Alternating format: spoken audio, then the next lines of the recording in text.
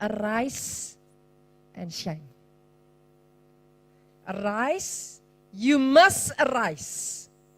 Saya nggak peduli apapun kondisimu, saudaraku. Saya harus katakan kepada saudara, bahkan di dalam keadaan paling terpuruk sekalipun, justru ini waktumu bangkit.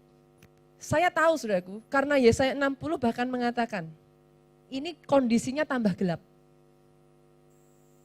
Dunia dalam keadaan kelam, gelap gulita. Tapi hari ini saya harus berkata kepada saudara, terang Tuhan terbit atasmu. In case, kalau ada di antara saudara yang saat ini masih belum sadar, yes, dan fokus saudara terus pada gelapnya dunia, ketidakpastian dunia, kepanikan yang ada di dunia saat ini, saya harus mengingatkan kepada saudara sekali lagi. Bangkit. Kenapa? Dalam gelapnya dunia ini, terang Tuhan terbit atas pribadi, lepas pribadi, lepas pribadi, lepas pribadi, lepas pribadi di tempat ini. Dan 2020 justru dalam kondisi dunia yang gelap ini anak Tuhan semakin bercahaya. Dengar suara Tuhan baik-baik.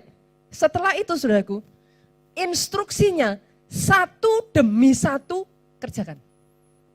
Saudara mau pakai logika, Bu? Oke. Saudara mau pakai intuisi? Oke. Tapi intuisi yang baik, logika yang baik, pola berpikir yang baik, hanya akan membawa saudara berjalan. Saya melihat orang-orang yang punya pola pikir bisnis yang benar, saudara. Dan ya benar, maju bisnisnya, saudara. Karena baik berjalan, berlari maupun terbang, sama-sama kok arahnya maju. Tapi yang membedakan apa, Pak? Levelnya. Sorry ya, saudaraku ya. Sama-sama, saudara boleh mau pakai intuisi, boleh mau pakai logika, tetap maju, bisa maju. Tapi tambahkan logika saudara dengan kebenaran firman. Prinsip Alkitabiah, saudara akan melihat, saudara tidak lagi berjalan, saudara akan lari. Tapi kalau saudara sudah bicara kelasnya terbang, Pak, terbang ini nggak bisa pakai ini, saudara. Nggak bisa pakai ini. Bahkan, siap-siap ya saudara, anak Tuhan, dengar ini baik-baik. Gak heran banyak anak Tuhan merasa sudah melakukan firman, tapi kok masih macet-macet aja ya. Kenapa saudara? Karena kalau mau terbang itu gak cukup hanya melakukan prinsip kebenaran firman.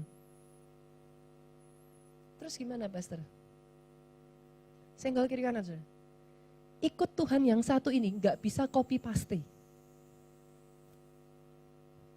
Ini asiknya, tahukah saudara kenapa sampai detik hari ini saudaraku?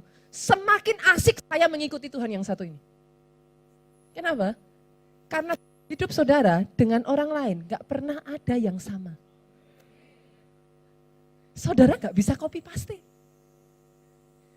Untuk ikut Tuhan yang satu ini dibutuhkan kau dengar suaranya. Oh yes, that's why kalau mau terbang satu-satunya jalan you move prophetically. Uangnya di sana. Doa saya atas tempat ini saudaraku, pengalamanmu bersama dengan Tuhanmu itu enggak cetek. Oh saya berdoa atas jemaat di tempat ini, pengalamanmu dengan Tuhanmu itu bukan hanya mata kaki saudara.